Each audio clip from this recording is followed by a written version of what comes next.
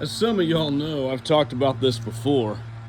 These gates on here, these gates are trash. They are garbage. I attempted to do a double swing in gate to accommodate this driveway that's 22 feet wide, and it just hasn't worked. Hasn't been working for me. So these two gates are going away. Now originally I was going to do that cantilever gate through here. Just wasn't feasible. I tried to make it out of wood, which was a bad idea. This was here we are going on almost 2 years later, and the fence itself is holding up pretty good. It's all right, you know, but the gate has been a constant source of irritation. I've had to redo them several times, rehang them several times with different types of hangers, and things are still coming loose. Things are still sagging. They're never going to be straight, perfectly straight, because the wood curves. You know, the longer of a span you have, there's bowing to it and bending to it. You really need something like steel. You need steel, a steel frame, in order to make it be perfectly straight, as close to straight as you can get it.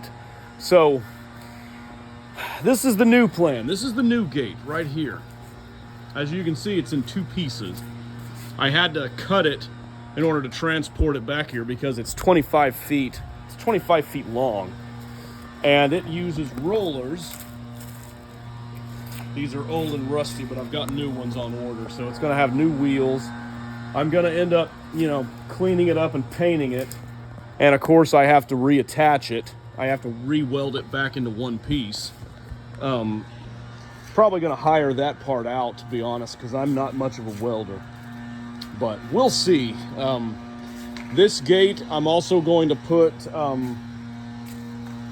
probably 1x4s, attach 1x4s or 2x4s along the outside, and then put pickets along the front so that it matches the style of my fence. Now, as for the track, I've already got the channel tracked out here, and I've got, you can see this purlin. This is called sea purlin. It's actually steel, and this sea purlin here is going to be my base for what the track is going to be laid on. This is a pretty straight piece of purlin, and I'm gonna, where I have it marked here, where I'm gonna put piers in the ground. I'm gonna put some piers, some 4x4 piers in the ground, at least a foot or two, so that and I'm gonna attach the purlin to those 4x4s. That way the track part, the base, is secured into the ground. The other idea was I could have trenched this all out another foot or two, come out probably to about here, and filled this in with concrete like the driveway, and poured a concrete pad here. And for a while I almost did that, but after looking at the layout and everything, I got to thinking it would be better for me to just do this versus having to excavate all of this. I don't really have a place to put the dirt. I don't have access to an excavator or anything like that. It would be a lot more difficult to do that versus what I've done here, excavating just this small amount and laying this piece of steel along here. I'm gonna clean it up and paint it first because it's gonna be in contact with the ground. So I need to make sure that it lasts as long as it can. The track, the V-track, I'm gonna pick up from the store, the metal supply store later this week. But that's the idea. I'm gonna have, depending on when I get it set up, how I'm gonna do it, I'm either gonna have a post here, I'm either gonna have a post right here and then a roller right here on this post and a roller on this post, and the gate will slide between there, and I'll probably attach them at the top, or I'm gonna sink post and post right here, and I'm gonna do like an L arm out from the post and then drop it down with another, do a U, kind of a U right here, and have the gate go through that.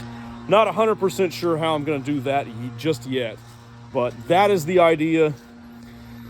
That's the way the gate's gonna be. This is the final design for this. I'm not done. I'm done screwing around with these double swing gates. I'm done playing games with, you know, all of this. This was a bad idea. It was a very bad design on my part. Some of this comes from inexperience, you know, and never having done a gate of this span before, something this large. But now I know the proper way to fix it. We had to end up getting a gate, buying a gate, and then cutting it and transporting it back here. I've had this back here for a little while. Now that the season is over, before the leaf season, I have a little time to get working on this. So that's going to be the plan for this week and into next week before all of the rest of the leaves start falling and I have cleanups to do. So yeah, that's a quick update on the gate. This is a ongoing project, and I'm gonna do another project when I get the everything kind of finished up on it, when I know exactly how the rollers are gonna be. We're gonna go and do another update, but this is how it's gonna be.